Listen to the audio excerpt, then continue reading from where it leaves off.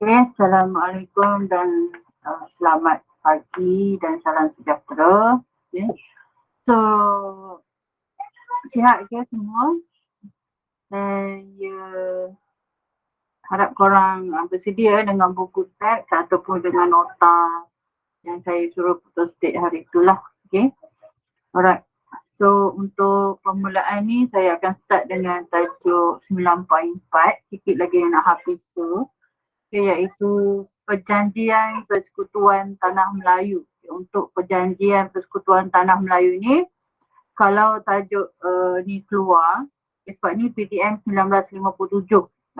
So awak jangan tertukarlah dengan PTM 1948. Sebab PTM 1957 ni, dia orang kata Perjanjian Persekutuan Tanah Melayu yang merdeka. Yang membentuk negara yang merdeka. So kandungan 1957 ni menjadi asas kepada perlembagaan Malaysia yang digunakan sehingga hari ini.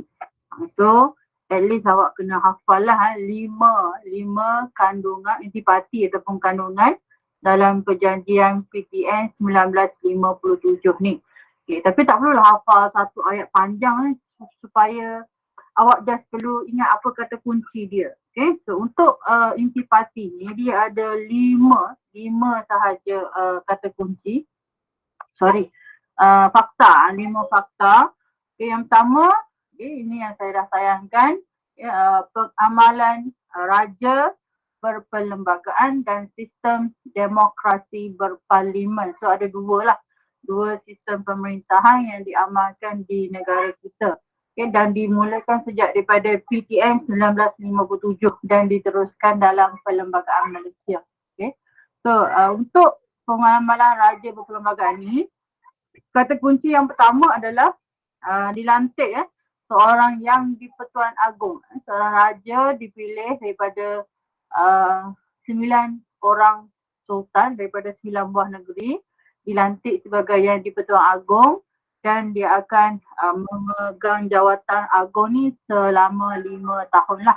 5 tahun sekali. Dan ia dilakukan secara penggiliran, sistem penggiliran antara 9 orang sultan. Okay, bagi negeri yang tak ada sultan, contohnya Melaka, Sarawak, Sabah ni, mereka ada yang di-Pertuan Negeri. Tapi yang di-Pertuan Negeri tidak layak untuk bergilir bagi memegang jawatan yang di-Pertuan Agong. Okay.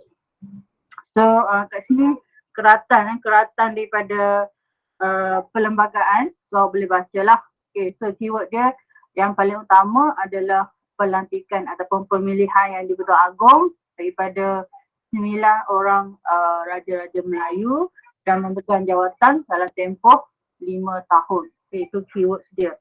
Okay. Yang kedua adalah kewarganegaraan. Okay, untuk kewarganegaraan, setiap orang yang lahir, keyword dia adalah lahir, kelahiran. Lahir dalam persekutuan pada semasa ataupun selepas Hari Merdeka atau pada 31 Ogos ataupun selepas 31 Ogos, mereka ni layak menjadi warga negara. Keyword dia, lahir je semasa ataupun pada ataupun selepas 31 Ogos maka dapat warga negara. Tapi dia mesti lahir kat mana? Lahir di dalam Persekutuan Tanah Melayu. Okay. Dan dalam kewarganegaraan ini juga diberi tahu ada 3 cara untuk dapatkan kewarganegaraan. Okay, yang ni kita hafal. Okay, yang pertama, melalui penguatkuasaan undang-undang. Okay. Yang kedua, permohonan. Okay, di mana rakyat memohon didaftarkan sebagai rakyat Tanah Melayu lah. Okay, dan yang ketiga, memohon untuk menukar kewarganegaraan. Dan langkah yang ketiga ni kita juga panggil dia sebagai naturalisasi. Maksudnya dia dah lama berada di Tanah Melayu dan dia dah sebati dah dengan budaya-budaya tempatan dan dia boleh bercakap Melayu dengan fasih. So dia boleh memohon untuk menukar kewarganegaraannya kepada kewarganegaraan Tanah Melayu. Okay, kalau 1957 ni awak jangan guna istilah Malaysia, jangan guna istilah kewarganegaraan Malaysia sebab tak wujud lagi. So awak kena guna kewarganegaraan Persekutuan Tanah Melayu. Okay, kalau awak tulis Malaysia automatik salah lah. Okey. Right, itu untuk kewarganegaraan. Yang ketiga, kedudukan istimewa orang Melayu dan kepentingan sah kaum lain. Okey. Dalam persekutuan perjanjian persekutuan ini, okey, kedudukan istimewa orang Melayu ini dijaga oleh raja-raja Melayu. Okey. Dijaga oleh raja-raja Melayu dan juga yang di-Pertuan Agong. Okey. Awak tengok ni yang dia punya petikan ni yang nombor 2 ni. Okey. Walau apapun dalam perlembagaan ini tetapi dengan tertakluknya kepada syarat-syarat perkara 40 serta perkara ini yang Pertuan Agong hendaklah menjalankan kewajipannya menurut perlembagaan ini dan undang-undang persekutuan secara wajib kerana menjaga kedudukan istimewa orang Melayu dan menentukan peruntukan bagi orang Melayu dalam jawatan kuasa kerajaan. Ini baca sendirilah. Okay. So, kepentingan ataupun kedudukan istimewa orang Melayu ni di bawah kuasa yang di-Pertuan Agong. Kalau sebelum ni di bawah kuasa raja-raja Melayu. Tetapi semua rakyat mempunyai hak dan kewajipan yang sama untuk mempertahankan negara. Dan yang ketiga, rakyat berketurunan Melayu diberi beberapa keutamaan kerana status sebagai rakyat asal lah. Tetapi hak masyarakat lain ataupun hak kaum lain tetap dipelihara. Ini termasuk dalam perlembagaan. Tidak boleh diubah lah. Okay. Ini untuk kedudukan istimewa orang Melayu. Dan yang keempat, kedudukan agama Islam. Okay. Untuk agama 2 keyword saja. Okay. Islam sebagai agama rasmi, tetapi agama lain boleh diamalkan dengan aman dan damai. Okay. Tidak dihalang lah. Okay. Mereka mempunyai kebebasan untuk beragama. Okay. Boleh baca dengan jelas dekat dia punya perlembagaan ni. Okay. Dan yang kelima, kedudukan bahasa Melayu. Okay. Untuk bahasa Melayu ada 2 juga kata kunci dalam perjanjian PTM ni. Dia dah iktiraf bahasa Melayu sebagai bahasa kebangsaan. Keyword dia bahasa kebangsaan.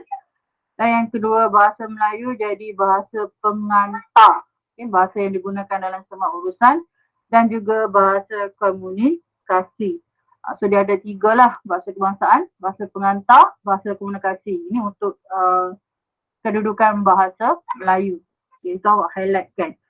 Okay, itu 5 intipati perjanjian persekutuan tanah Melayu yang ditandatangani antara Raja-Raja Melayu dengan Sir Donald McGillivray mewakili Queen Elizabeth II di King's House Kuala Lumpur. Dan perjanjian ini menjadi asas pembentukan Perlembagaan Persekutuan Tanah Melayu 1997 dan juga menjadi